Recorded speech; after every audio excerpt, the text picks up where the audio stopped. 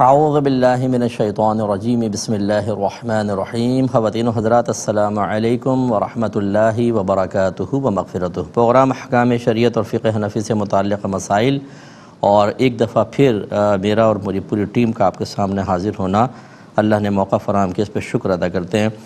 ایک اور پھر کویسچن یہ تھا کہ کیا نکاح اور ولیمہ ایک ساتھ کیا جا سکتا ہے کہ نہیں؟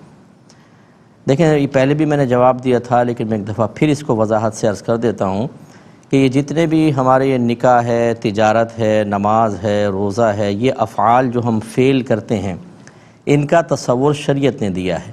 اگر یہ تصور شریعت نہ دیتی، ان کا طریقہ کار نہ بتاتی، تو ہم اپنی عقل سے اس کا ادراک نہیں کر سکتے تھے۔ تو ایسے افعال جن کا تصور، جن کا تعارف، جن کی وضاحت شریعت پیش کرتی ہے، انہیں کہتے ہیں افعال مشروعہ۔ اب یہ جو اس کی واحد فعل مشروع ہوتا ہے، تو جو فعل مشروع ہوتا ہے اس کا تو تعارف شریعت پیش کرتی ہے، تو آپ اور میں اپنی طرف سے ایک نئی کوئی تعریف، ایک نئی کوئی وضاحت تو نہیں بنا سکتے۔ اب ہم نئی نماز ایجاد نہیں کر سکتے، نئے روزوں کا طریقہ یا نئے حج کا طریقہ ایجاد نہیں کر سکتے، تعارف پیش کیا جا چکا ہے۔ اسی طریقے سے نکاح جو ہے وہ ایجاب و قبول کا نام ہے، اس کے اندر کھانا کھلاتے ہیں جیسے لڑکی والے ہوتے ہیں، اور جب شب زفاف ہوتی ہے، جس کو فرسٹ نائٹ آپ کہہ لیجئے، اس کے بعد اگلے دن جو کھانا کھلایا جاتا ہے وہ ولیمہ ہوتا ہے۔ یہ ہمیں شریعت نے تصور دیا ہے۔ اب جب شریعت نے ولیمے کا یہ تصور دے دیا، تو کیا ہم اس کو چینج کر سکتے ہیں؟ فعل مشروع کو آپ اور میں تبدیل نہیں کر سکتے، اس کے تصور کو ہم ختم نہیں کر سکتے، اپنے پاس ایک نئی وضاحت نہیں پیدا کر سکتے۔ لہذا اگر آپ نے نکاح کے ساتھ ہی جو نکاح کا کھانا تھا، یعنی شادی کا کھانا کہتے ہیں، بھئی یہ ولیمے کا بھی کھانا ہے، تو ابھی تو رخصتی بھی نہیں ہوئی، تو ولیمہ ادا نہیں ہوگا۔ جب ولیمہ ادا نہیں ہوگا تو آپ سنت ادا کرنے کی سعادت حاصل نہیں کر پائیں گے۔ مجھے امید ہے کہ آپ بات سمجھ گئے ہوں گے۔ لیکن اگر فرض کر لیں گھر والے، خاندان والے نہیں مان رہے، کیونکہ ہر ایک شریعت کو مان لے، فالو کر لے اور اپنے ذاتی مفادات کو ایک طرف رکھ کر سنت کی ادائیگی کے لیے کوشش کرے، ضروری نہیں ہوتا۔ ایسی صورت میں جو بچے ہیں، نوجوان ہیں، ان سے میری گزارش ہے، لڑے جھگڑے نہیں ہونے والے، تمہاری مرضی ہے، سنت ادا نہیں ہوگی۔ اب شب زفاف کے بعد ولیمے کے لیے کوئی ضروری نہیں ہے کہ ہال بک کرائیں، 10 15 20 50 60 100 آدمیوں کو کھانا کھلائیں۔ اپنے 2 دوستوں کو بلائیے گا، انہیں بٹھا کے گھر میں کہیں پر کھانا کھلا دیں اور ولیمے کی نیت کر لیں، ولیمہ ادا ہو جائے گا۔ اس طرح کر لیں، لڑائی جھگڑا نہ کریں۔ لیکن اگر سب اس پر راضی ہوں کہ ہم نبی کریم صلی اللہ علیہ وسلم کی سنت ہی ادا کرنا چاہتے ہیں، خالی دکھاوا مقصود نہیں ہے، یہ تو دکھاوا ہی ہے، سنت تو کی ادائیگی کہاں ہوئی، تو پھر ان سب کو چاہیے کہ وہ طریقہ اختیار کریں جو ہم نے آپ کی خدمت میں ذکر کیا۔ ایک بھائی نے فرمایا کہ کسی نے زمین بیچی اور سامنے والے سے اس کا بیانہ بھی لے لیا، ایڈوانس جسے کہتے ہیں، لیکن پھر اس کو زیادہ بڑی آفر آ گئی زمین کی، تو اس نے اس کو بیانہ واپس کیا اور دوسرے کو یہ زمین بیچ دی۔ کیا شرعی لحاظ سے یہ ٹھیک ہے؟ دیکھیں، یہ بیانہ تو ہمارے یہاں کا ایک قاعدہ قانون بن گیا ہے کہ جی اگر آپ نے زمین لینی ہے تو تھوڑا بہت، یا مکان لینا ہے، دکان لینی، تھوڑا بہت ایڈوانس دیں تو بات پکی مانی جاتی ہے۔ جبکہ ہماری شریعت یہ کہتی ہے کہ مومن نے اگر زبان سے کہہ دیا، اس نے کہا آپ یہ خریدتے ہیں، میں نے کہا ڈن، میں نے خریدا اتنے میں، قیمت بیان ہو گئی، بس سودا ہو گیا۔ اب دوسرے کی مرضی کے بغیر نہ میں ختم کر سکتا ہوں، نہ میری مرضی کے بغیر وہ ختم کر سکتا ہے۔ اگر ختم کرنا چاہیں تو باہم رضامندی سے سابقہ قیمت پر ختم کر سکتے ہیں، اسے اقالہ کہا جاتا ہے، تو یہ ہو سکتا ہے۔ لیکن یہ نہیں ہو سکتا کہ آپ کو زیادہ آفر ملی تو آپ اس کو زبردستی بیانہ دیں، یا بعض اوقات اگر بیچنے والا بیانہ لے لیتا ہے تو جب واپس کرتا ہے ڈبل کرتا ہے۔ آپ نے 2 لاکھ دیے، 4 لاکھ واپس کر دیے، کیونکہ آپ کو 10 لاکھ زیادہ کی آفر ہو گئی تھی، آپ نے سوچا 6 لاکھ کا پھر بھی فائدہ ہوگا، لیکن اگر وہ راضی نہیں ہے، آپ نے زبردستی اس کو دیا، تو یاد رکھیں میدان محشر میں آپ اس کا حق مارنے والے قرار دیں گے، آپ کو وہاں پکڑ ہوگی، کیونکہ اس کا حق اس زمین سے وابستہ ہو گیا تھا۔ لہذا اب اس کا طریقہ یہ ہے، اگر آپ کو واقعی ایسا کچھ کرنا ہے تو اس کو راضی کریں، پیار سے، محبت سے، اسے کوئی اپنی مجبوری ذکر کریں جو واقعی ویلڈ ریزن ہو، تاکہ وہ آرام سے۔ اور یہ یاد رکھیں کہ جو بیانہ لے کر ہم ضبط کر لیتے ہیں، یا اگر آپ منع کرنا ہے تو ڈبل وہ سامنے والا لیتا ہے، یہ دونوں شرعاً ظلم کی صورتیں ناجائز ہیں۔ ایجاب و قبول ہو اور باہم رضامندی سے ختم کریں، یا پھر راضی کر لیں اس کو کسی طریقے سے، جس کو صلح کرنا کہتے ہیں، اس میں آپ تھوڑے بہت پیسے دے کر اس کو راضی کر لیں، یہ بہتر ہے۔ لیکن بغیر اس کی مرضی کے اگر آپ سودا ختم کریں گے تو پھر آپ کو برود قیامت اس کا جواب دینا ہوگا۔ یہ کہتے ہیں کہ ایک شخص کار بزنس کرتا ہے، جب وہ کسی کو گاڑی بیچتا ہے تو بعض اوقات کسٹمر یہ کہتا ہے کہ مجھے آپ بینک سے لون دلوا دیں تاکہ میں گاڑی آرام سے آپ سے لے سکوں، قسطیں آپ کو ان کو دے دوں گا، آپ بینک سے مجھے دلوا دیں لون۔ تو یہ اس کو لون دلوانے کے لیے جو مخصوص ایجنٹ ہوتے ہیں ان کا نمبر دینا کیسا ہے؟ دیکھیں، بینک سے جب بھی لون لیں گے یقینی سی بات ہے کہ وہ سود کی صورتیں بنتی ہیں اور یہ شرعاً جائز نہیں ہے، لہٰذا آپ چاہے براہ راست اس کو بینک سے لون دلوائیں یا کسی ایجنٹ کا نمبر دیں، یہ غلط ہوگا۔ آپ کہیں کہ بھئی ہم تو آپ کو اس طرح ہی دیں گے گاڑی، بینک سے لون لینا ہے، آپ جا کے بینک سے بات کریں، بینک والے موجود ہیں، آپ وہاں وہ جائے گا، خود ہی بات کرے گا، وہ سارا اس کو پروگرام بتا دیں گے اپنا کیا کرنا ہے کیا نہیں کرنا، آپ بیچ میں انوالو نہ ہوں۔ اس طرح کے سودی معاملات میں انوالومنٹ آپ کو بھی قابل گرفت کروا دے گی، کیونکہ رحمت کونین صلی اللہ علیہ وسلم نے ارشاد فرمایا کہ سود لینے والا، سود دینے والا، اس پر گواہ بننے والا، اس کو لکھنے والا، ان سب پر اللہ کی لعنت ہے اور یہ سب گناہ میں برابر کے شریک ہیں۔ اس کا مطلب ہے ان معاملات کے اندر جو شریک ہو جاتا ہے وہ بھی برابر کا گناہگار ہوتا ہے، اس لیے اجتناب کریں، یہی سب سے بہتر ہے۔ پھر یہ کہتے ہیں کہ بعض اوقات کسٹمر بینک سے لون لے کر اور قسطیں بھر رہا ہوتا ہے، پھر وہ ہمیں آفر کرتا ہے کہ یار میری کچھ قسطیں رہ گئیں، تم بینک میں بھر دو تو میں یہ گاڑی تمہیں، اور گاڑی بھی تم لے لو۔ تو ہم یہ گاڑی لے سکتے ہیں کہ نہیں لے سکتے؟ دیکھیں، اس صورت میں گاڑی لے سکتے ہیں، میرا ذہنی کہتا ہے کہ گاڑی، میری رائے یہ ہے کہ گاڑی لے سکتے ہیں، کیونکہ سودی معاملہ اس نے کیا ہے، آپ نے سودی معاملہ نہیں کیا۔ آپ کو گاڑی ملے گی اتنے کی جتنے کی اب قیمت باقی ہے، یعنی جو بینک کو دینی، سمجھ لیں آپ بینک مالک تھا، بینک نے اس سے قسطیں لے کر اس کو دے رہا تھا، وہ آدمی پیچھے ہٹنا چاہتا ہے تو گویا کہ آپ بینک سے خرید رہے ہیں، آپ نے نہ سودی معاہدہ کیا ہے، نہ آپ سود دینے کے لیے راضی ہیں، بلکہ جو بینک کی باقی قیمت ہے وہ آپ گاڑی کی دے رہے ہیں، تو اس میں کوئی حرج نہیں ہے، آپ لے سکتے ہیں، اس کی اجازت ہو سکتی ہے۔ ایک یہ کہتے ہیں کہ سنا ہے کہ گھر میں اگر کالے کیڑے ہو جائیں، جس کو ہم شاید چونٹے ہم لوگ کہتے ہیں، وہ یہ کہنا چاہ رہے ہوں کہ کالے کیڑے گھر میں ہو جائیں تو اس سے برکت پیدا ہوتی ہے۔ ایسی کوئی بات نہیں ہے، کیڑوں سے کوئی برکت پیدا نہیں ہوتی۔ ہاں، آپ مرغا پالیں، سفید مرغا کے بارے میں خاص طور پہ حدیث میں آیا کہ اس سے گھر میں برکت پیدا ہوتی ہے۔ اسی طرح جو اچھے، جیسے بلی ہے، بلی پال لیں تو جانوروں کو کھلائیں گے پلائیں گے، اس وجہ سے اللہ تبارک و تعالیٰ آپ کو ثواب عطا فرمائے گا۔ باقی کیڑے مکوڑے یہ تو کاٹ کھاتے ہیں بہت زور سے، بچوں کو چمٹ جائیں، بعض اوقات بچہ چیخ چیخ کے رو رہا ہوتا ہے۔ ہماری جو نئی نئی بہنیں والدہ بنتی ہیں انہیں پتہ ہی نہیں چل رہا ہوتا بچہ کیوں رو رہا ہے، ہمیشہ اس کی ذرا چادر وادر کھول کر دیکھا کریں، کوئی چونٹی چمٹی ہوگی یا موٹا چونٹا چمٹا ہوگا، بچہ چیخیں مار رہا ہوتا ہے۔ بہرحال تو یہ چونکہ موذی چیزیں ہیں، یہ تو کاٹتے ہیں، خرابیاں پیدا کرتے ہیں، اس لیے ان سے برکت کو کوئی تعلق نہیں، انہیں گھر سے نکال دیا جائے، یہی بہتر ہے۔ ایک بھائی نے کہا کہ بعض اوقات ہم داڑھی کا خط بنواتے ہیں تو یہ گلے پر، تھوڑی کے نیچے گلے پر، یہاں پر اس طرح سے بھی بال صاف کرواتے ہیں، ان بالوں کا کیا حکم ہوگا؟ دیکھیں، علماء نے فرمایا جو ہمارے مردوں کی ہڈی ہے نا، یہ جو ابھری ہوئی ہڈی ہوتی ہے، ہاتھ لگائیں گے تو آپ کو پتہ چل جائے گی، اس کے اوپر سے بال صاف نہ کروائیں، اس کے نیچے سے کروا دیں، تو یہاں تک تھوڑی تک ہی آئیں گے، کیونکہ بالکل متصل ہوتی ہے، دیکھیں یہ بالکل ہماری متصل ہے، تو اس طریقے سے اس کے اوپر سے نہ کٹوائیں، اس کے نیچے سے کٹوا لیں، گویا کہ اس سے اوپر والا حصہ داڑھی میں ہی شامل ہوتا ہے۔ ایک بھائی نے پوچھا کہ ایک 80 سالہ تقریباً خاتون ہیں، 80 سالہ ان کی تقریباً عمر ہے، اور وہ مسلمان تھیں، وہ ایک تقریب میں پہنچیں تو وہاں ایک 35 سالہ کوئی غیر مسلم لڑکا تھا، تو خاتون نے ان کو مٹھائی کھلائی اور اس نے ان کے سر پر بوسہ دیا، کیا حکم شرع ہوگا ایسی خاتون کے لیے؟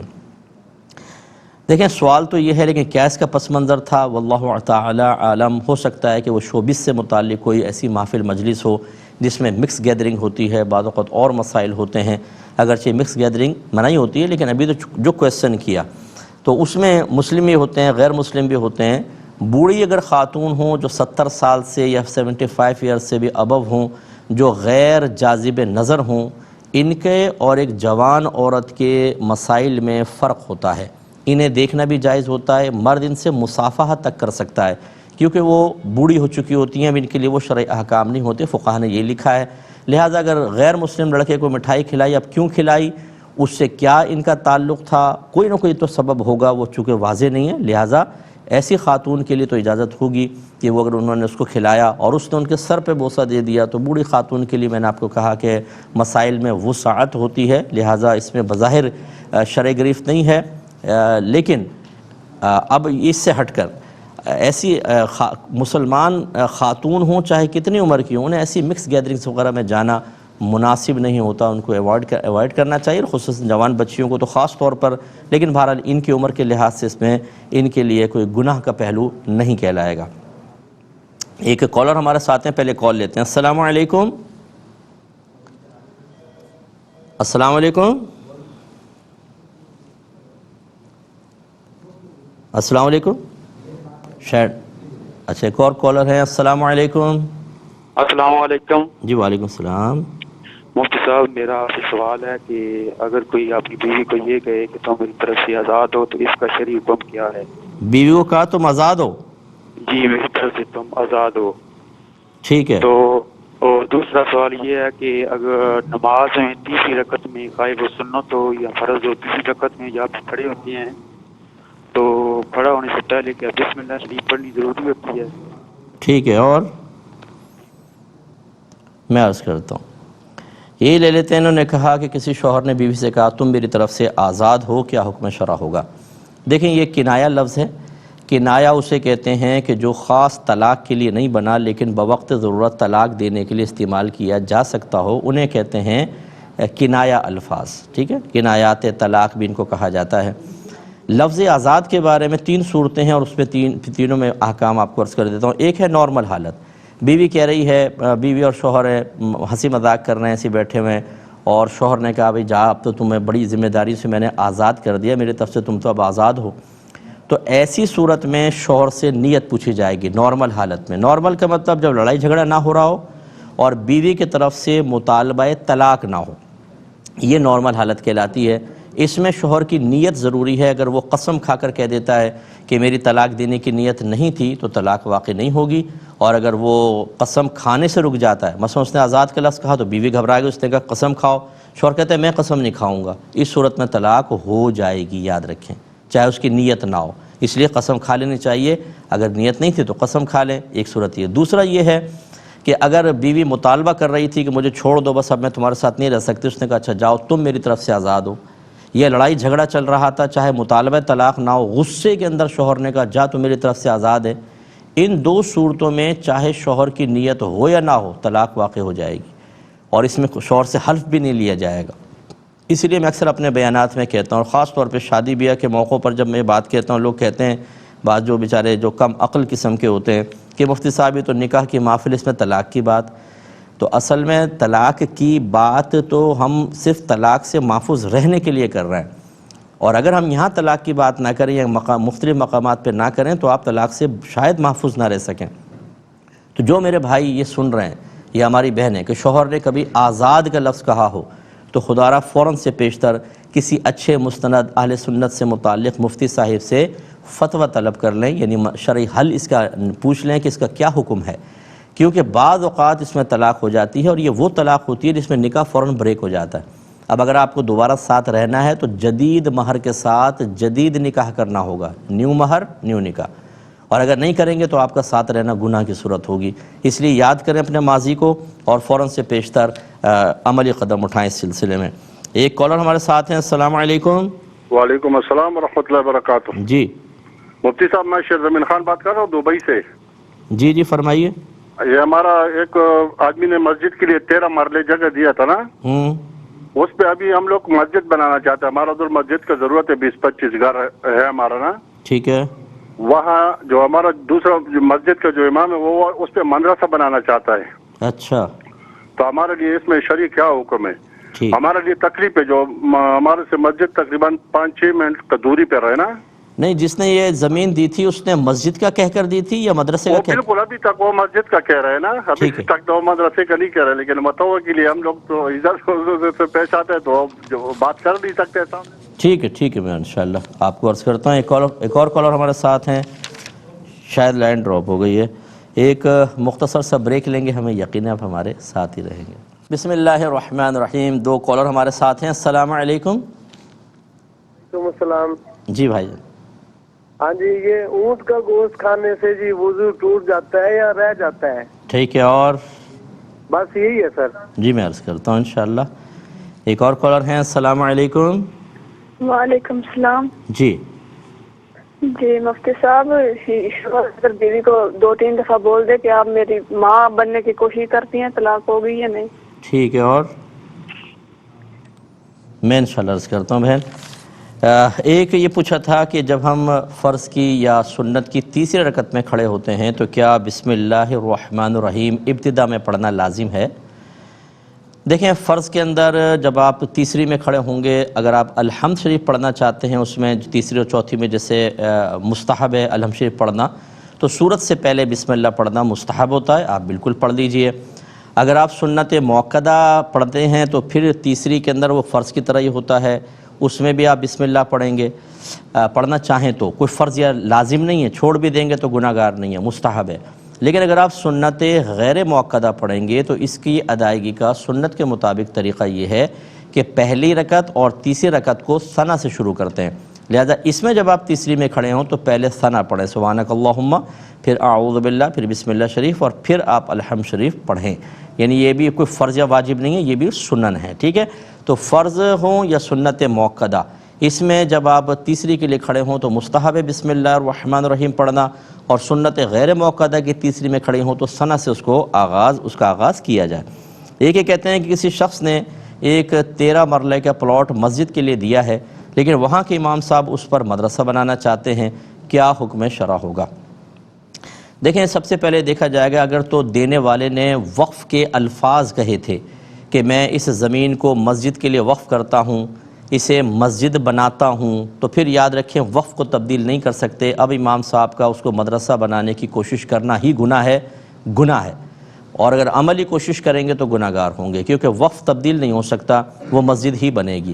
اور اگر ایک شخص نے یہ وقف کے الفاظ نہیں کہے بلکہ صرف خواہش کا اظہار ہے کہ یا میں چاہتا ہوں یہ کوئی مسجد وغیرہ بن جائے، کیا کہتے ہیں آپ لوگ، چلو یہ پلاٹ لے لیں، آپ جو چاہے کر لیں، مسجد بنا لیں، کچھ بنا لیں، یعنی اس نے وقف کے الفاظ نہیں کہے ہیں، ایسی صورت میں ہمارا مشورہ یہ ہے کہ لڑائی جھگڑا نہ کریں، مسجد بنائیں اور اس میں ایک سائیڈ میں مدرسہ بھی بنا لیں، کہ مساجد کے ساتھ مدرسہ ہوتا ہے، جیسے آپ نے فرمایا کہ وہاں مسجد نہیں ہے، ایسی صورت میں پھر امام صاحب کا بھی جھگڑا کرنا اور خواہ مدرسہ بنانے کے لیے زور دینا مناسب نہیں ہے، پھر دونوں چیزیں شامل کر لیں۔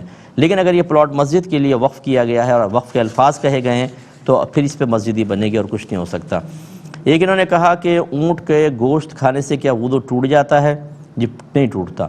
جو بعض حدیثوں میں نبی کریم صلی اللہ علیہ وسلم کا یہ فرمانا کہ جو اونٹ کا گوشت کھائے وہ وضو کر لے، وہ اس وجہ سے ہے کہ اونٹ کا گوشت ثقیل ہوتا ہے، بھاری ہوتا ہے، اس کے بھاری پن کو ختم کرنے کے لیے، ورنہ آپ مصنف ابن ابی شیبہ اٹھا کے پڑھیں، یہ حدیث کی کتاب ہے اور یہ امام بخاری کے بھی استاد ہیں، اور انہوں نے بہت سارے ایسے چیزیں لکھی ہیں، اس کے اندر آثار موجود ہیں۔ آثار کہتے ہیں جو صحابہ کرام کے اقوال ہوتے ہیں کہ حضرت علی نے اونٹ کھایا، وضو نہیں کیا، حضرت عمر نے اونٹ کھایا، وضو نہیں فرمایا، عبداللہ ابن عمر نے اونٹ کھایا، وضو نہیں فرمایا، تو لہٰذا اکابرین سے ثابت ہے کہ انہوں نے اونٹ کے گوشت کھانے کے باوجود وضو کی سعی نہیں کی ہے۔ یہ ظاہر کرتا ہے کہ نبی کریم کے فرمان کا مطلب یہ نہیں ہے کہ جس نے اونٹ کا گوشت کھایا اس کا وضو ٹوٹ جائے گا، صرف استحباب کی طرف اشارہ ہے، لہٰذا اونٹ کا گوشت کھانے کے بعد وضو نہیں ٹوٹتا، آپ اسی وضو سے نماز پڑھ سکتے ہیں۔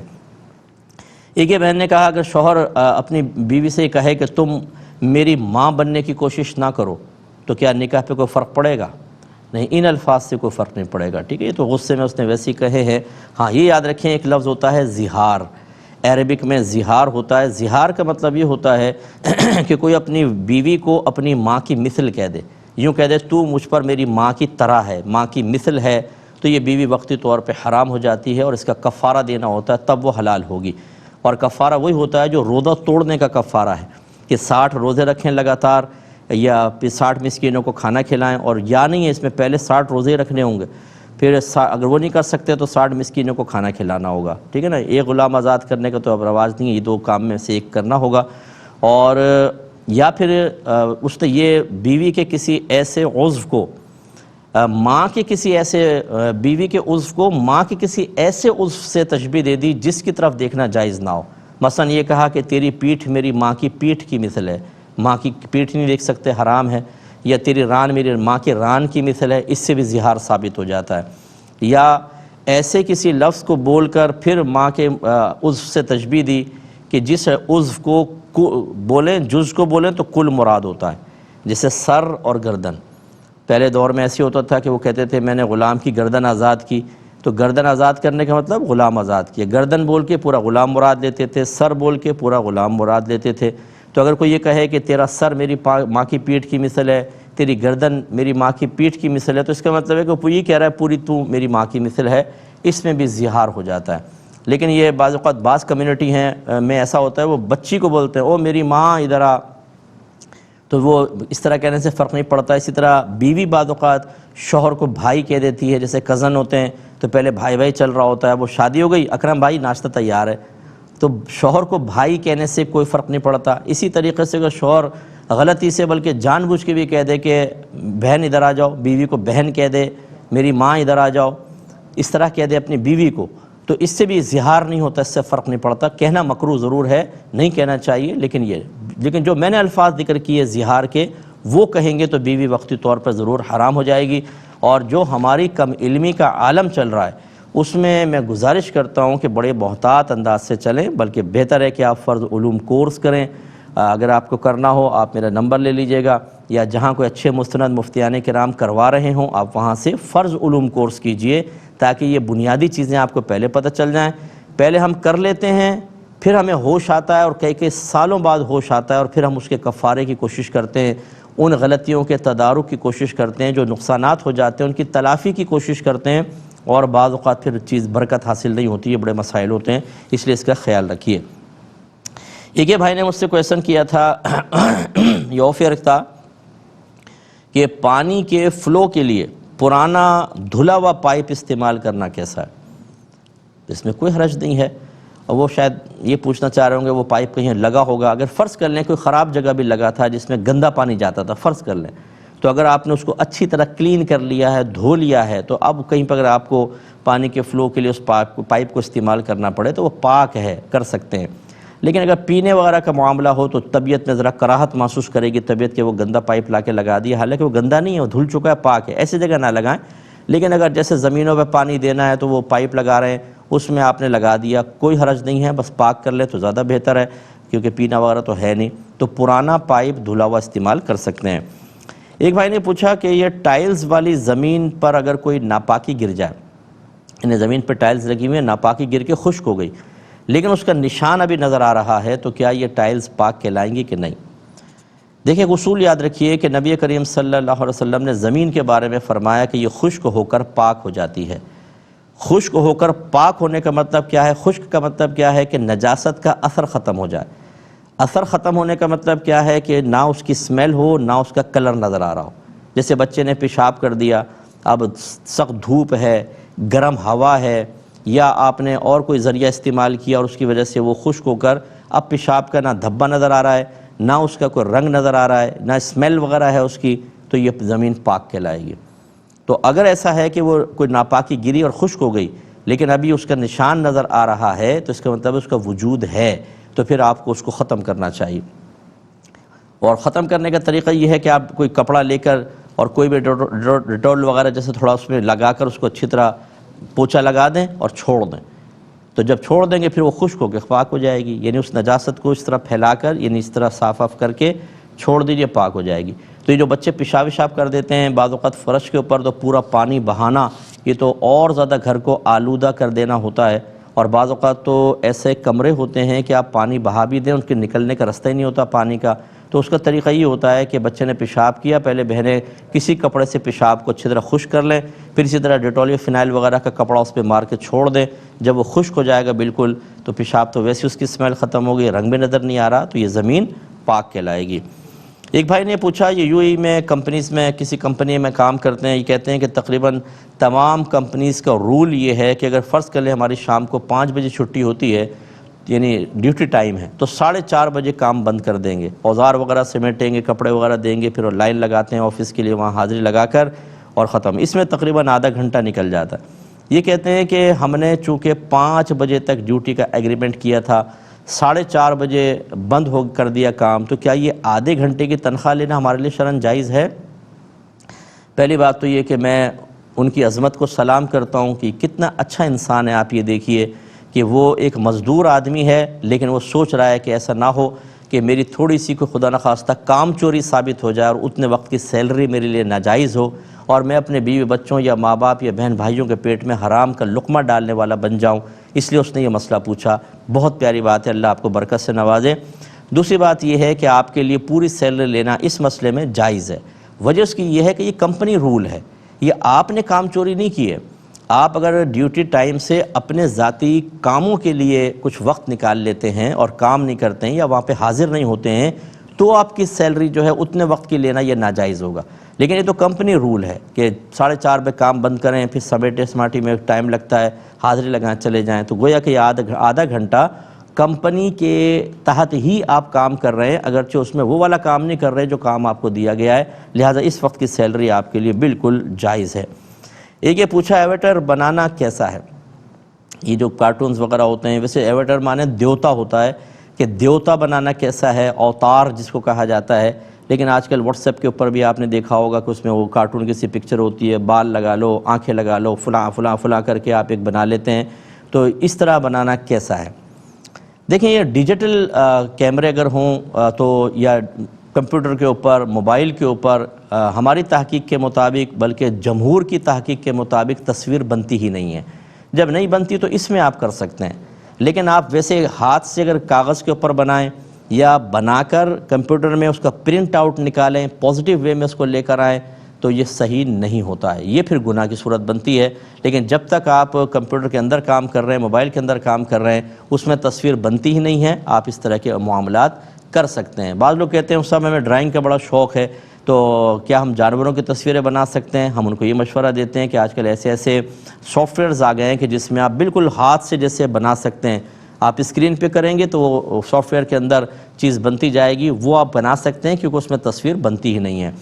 تقریباً دنیا کے 98% میرا اندازہ یہ ہے کہ علماء ایک طرف ہیں، اونلی 2% ایسے آپ کو ہوں گے جو ابھی بھی یہ کہتے ہیں کہ یہ ویڈیوز، یہ جو چینل چل رہے ہیں، یہ تصویریں جو چاہے ڈیجیٹل ہو کیسے بھی، یہ سب کے سب حرام ہیں، ناجائز ہیں۔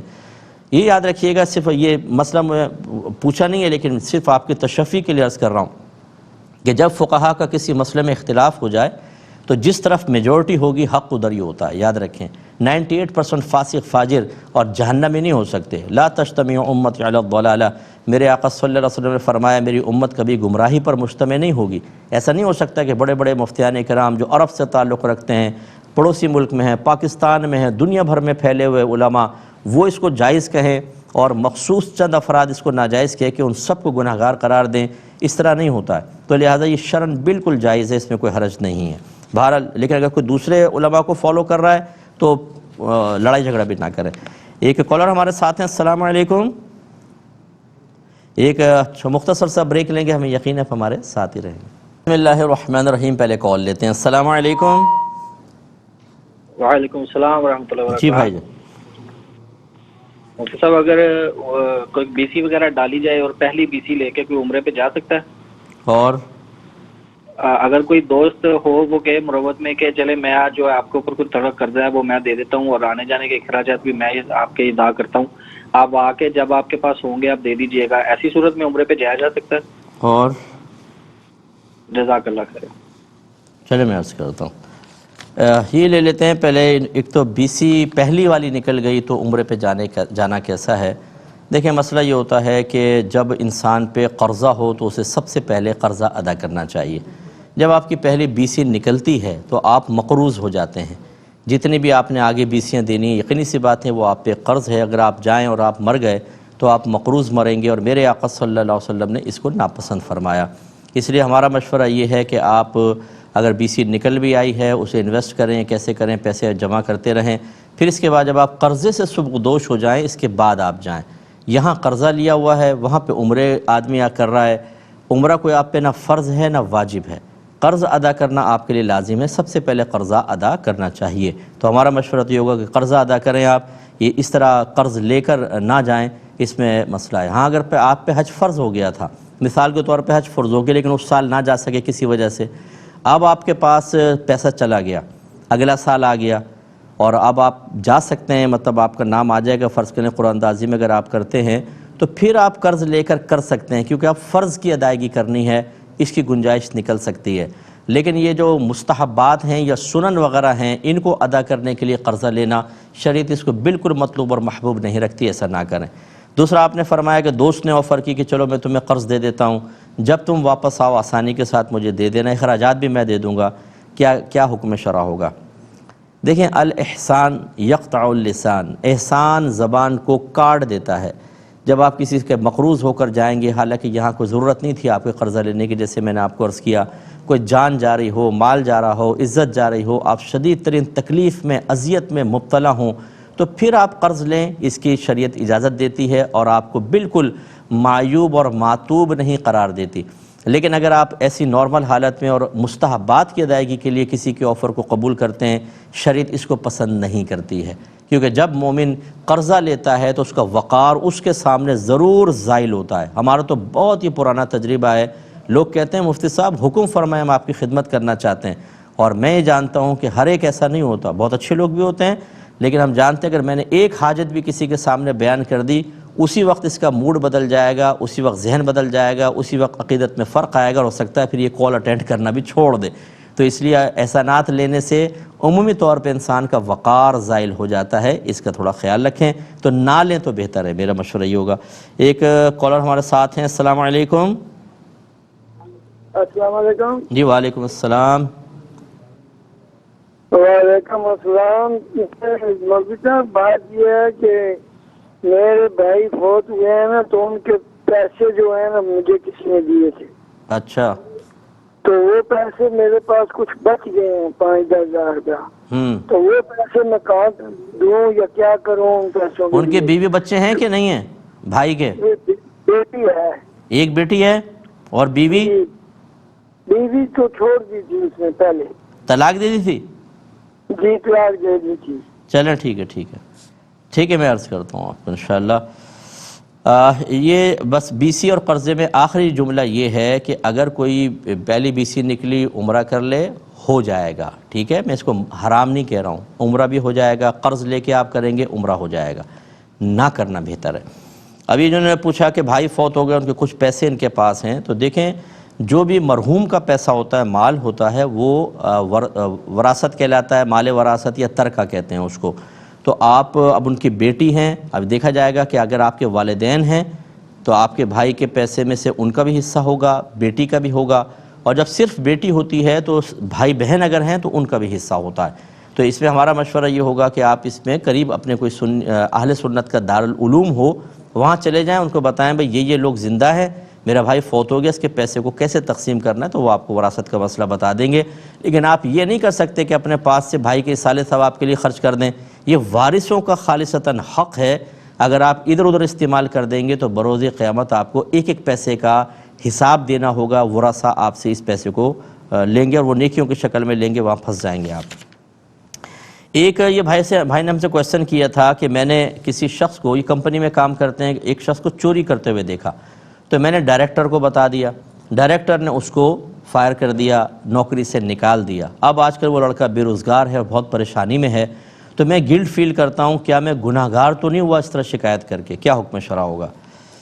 دیکھیں، اگر تو جب اس طرح آپ کوئی خراب کام دیکھتے ہیں، آپ کو چاہیے یہ تھا کہ پہلے اس کو تنبیہ کر دیتے، کیونکہ آج کل واقعی بے روزگاری بہت زیادہ، اس کو کہتے کہ اگر تم نے نیکسٹ ٹائم ایسا کیا تو پھر میں شکایت کر دوں گا، اس کو موقع دے دیتے ذرا سا۔ ہو سکتا ہے کوئی بہت ہی مجبوری کی حالت میں اس نے ایسا کیا ہو، اگرچہ میں اس کی کوئی فیور نہیں کر رہا ہوں، یہ ناجائز ہے، چوری کرنا حرام ہے، امانت میں خیانت ہے، غلط ہے، لیکن ہو سکتا ہے کہ کوئی ایمرجنسی ہو، تو اس کو ایک آپ کو موقع دینا چاہیے تھا کہ میں اگر تمہیں بتا دوں، ان کو بتا دوں گا، ورنہ آئندہ نہ کرنا، اس کو توبہ کرواتے اور جتنا اس نے چوری کی اتنا پیسہ ہو یا چیز وہاں پر رکھوا دیتے۔ یہ سب سے بہترین سچویشن تھی، لیکن آپ نے دیکھتے ڈائریکٹر کو بتایا، تو یہ ہم نہیں کہیں گے کہ آپ گناہ گار ہوئے، کیونکہ ہر ایک کو اسی طریقے سے اپنے جو اداروں میں آپ کام کرتے ہیں، اپنے ادارے کی ساکھ کے لیے اور اس کی سلامتی کے لیے اور اس کی ترقی و ترویج کے لیے محنت کرنی چاہیے، کوشش کرنی چاہیے۔ ہم جب ایک دوسرے کو دیکھتے ہیں کوئی نقصان کر رہا ہوتا ہے اور ہم خاموش ہوتے ہیں، اسی سے ادارے تباہ ہوتے ہیں، اور اس کا برا اثر پھر ہم پر بھی آتا ہے، ادارے بند ہو جاتے ہیں، نوکریوں سے لوگوں کو نکالا جاتا ہے، کیونکہ اب ایکسپنسز پورے نہیں ہو رہے ہوتے، اس میں ہمارا نمبر بھی آ جاتا ہے، تو اس لیے کرنا چاہیے۔ لیکن اس میں یہ بھی ایک بس ہے بات کہ فتنے میں مبتلا نہ ہو جائیں۔ بعض اوقات جو چوری کر رہا ہوتا ہے وہ کسی سورس کے ذریعے آیا ہوتا ہے اور بڑا پاورفل آدمی ہوتا ہے، آپ شکایت کریں گے وہ آپ ہی کو نکلوا دے گا۔ اگر ایسا خطرہ ہو تو پھر خاموش ہونا جائز ہے، چاہے آپ دیکھ رہے ہوں، پھر آپ کے لیے خاموش ہونا جائز ہے، کیونکہ اب آپ اصل میں اس چوری سے راضی نہیں ہیں، اس ادارے کو نقصان نہیں پہنچانا چاہتے بلکہ اپنی ذات کو نقصان سے بچانا مقصود ہے، اور یہ آپ کا شرعی حق ہے، اس میں کوئی حرج نہیں ہے۔ تو خلاصہ کلام یہ ہے کہ اب اگر آپ نے ان کی شکایت کر ہی دی تھی اور انہوں نے نکال دیا تو اس میں آپ کا کوئی قصور نہیں ہے، آپ نے ادارے کے لیے اور اچھائی کے لیے کیا ہے۔ اب وہ بے روزگار اگر ہے تو اپنی حرکتوں کی وجہ سے ہے، آپ کی وجہ سے نہیں، لیکن اگر آپ اچھی صورتحال اختیار کر لیتے تو وہ یہی تھی کہ اس کو ایک موقع دیتے، ٹھیک ہے نا۔ تو بہرحال اللہ تعالیٰ آپ کے لیے آسانی پیدا فرمائے، اب گلٹ فیل کرنے کی حاجت نہیں ہے۔ یہ کہتے ہیں کہ بعض اوقات ہمیں اپنے آفیسر کے کہنے پر رشوت دینے کا معاملہ کرنا پڑتا ہے، بلکہ باقاعدہ لکھنا بھی پڑتا ہے، ایسی جگہ جاب جاری کرنے کی کیا شرعی حیثیت ہے؟ دیکھیں، رشوت لینا دینا یہ حرام ہے، لیکن جہاں پر انسان مجبور محض ہو جائے، جہاں پر اس کی عزت اور اس کے دیگر بہت سی چیزوں کے نقصانات کا معاملہ ہو، یا جہاں حق ثابت جائز طریقے سے حاصل نہ ہو رہا ہو، وہاں پر اس قسم کے معاملات کر سکتے ہیں بقدر ضرورت۔ اس میں اگر آپ ایک مطلب آلے کی حیثیت ہے، کیونکہ رشوت آپ نہیں لے رہے، حقیقتاً آپ رشوت دے نہیں رہے، رشوت کوئی اور دے رہا ہے، رشوت کسی اور نے وصول کرنی ہے، آپ کو آلہ کار بنا دیا ہے۔ بہتر تو یہ ہوگا دوسری جاب کر لیں، لیکن بعض اوقات گورنمنٹ جاب ہوتی ہیں اور گورنمنٹ کے اداروں میں آدمی ہوتا ہے، ایسی صورت میں اگر آپ یہ سمجھتے ہیں کہ میں تعاون نہیں کروں گا تو مجھے نوکری سے نکال دیا جائے گا، یا ایسی جگہ ٹرانسفر کر دیں گے کہ بہت گھر سے دور اور میرے لیے آزمائشوں کے سلسلے شروع ہو جائیں گے، تو دل میں کراہت رکھ کر آپ اس قسم کے معاملات میں اگر وہ کہتے ہیں فلاں کو رشوت دے دو تو آپ پکڑا دیں اور استغفار کرتے رہیں۔ اب میں یہ نہیں کہتا ہوں کہ آپ کی آخرت میں گرفت نہیں ہوگی، میں اللہ کی مشیت کے کو نہ جان سکتا ہوں، نہ اس کے بارے میں کوئی فیصلہ کر سکتا ہوں۔ اب ہم یہی کہیں گے کہ جب آپ اس طرح کریں گے، ہو سکتا ہے اللہ تعالیٰ آپ کو بروز قیامت آپ سے درگزر فرما دے، آپ کی گرفت نہ فرمائے، اور یہ بھی ہو سکتا ہے کہ وہاں پہ اللہ تعالیٰ آپ کی گرفت فرمائے۔ لہٰذا استغفار پڑھتے رہیں اور بامر مجبوری بس یہ کریں، ورنہ نہ کریں۔ حق ثابت کی مثال ایسی ہے کہ جیسے فرض کر لیں کہ آپ نے مکان کا نقشہ پاس کروانا ہے، جتنی ریکوائرمنٹس تھی سب پوری کر لی ہیں، لیکن پھر بھی سائن نہیں ہوتا جب تک کہ آپ کچھ نہ کچھ نہ دیں۔ میں بھی پھنسا ہوں اسی معاملے میں آج کل ایک مسئلے میں، تو یہ ہمارے اداروں کے اندر ایسی ہوتا ہے، بھاری رشوتیں دیں گے تو کام ہوگا ورنہ نہیں۔ ایسی صورت میں علماء نے واضح طور پہ فرمایا کہ اس وقت رشوت دینا شرعاً جائز ہے، کیونکہ اپنا حق حاصل ہی نہیں ہو پا رہا، لیکن لینے والا تب بھی گناہ گار ہوگا، اچھی طریقے سے ذہن میں رکھا جائے۔ اب چونکہ پروگرام کے وقت تقریباً ختم ہو رہا ہے، انشاءاللہ نیکسٹ ویک آپ سے دوبارہ ملاقات کا شرف حاصل ہوگا۔ اس وقت تک کے لیے اپنے میزبان کو، ہماری کیو ٹی وی کی پوری ٹیم کو اجازت مرحمت فرمائیں۔ آپ ہمارے لیے دعا کیجئے، ہم آپ کے لیے دعا گو ہیں کہ اللہ تعالیٰ آپ کے لیے رزق حلال کے وسیع دروازے کھول دے، اتنا کہ جو ہماری تمام ضرورتوں کے لیے بآسانی کافی ہو جائے، بلکہ ہم دوسروں کی بھی امداد کریں۔ آمین بجاہ نبی الامین صلی اللہ تعالیٰ علیہ وسلم۔ میرا دل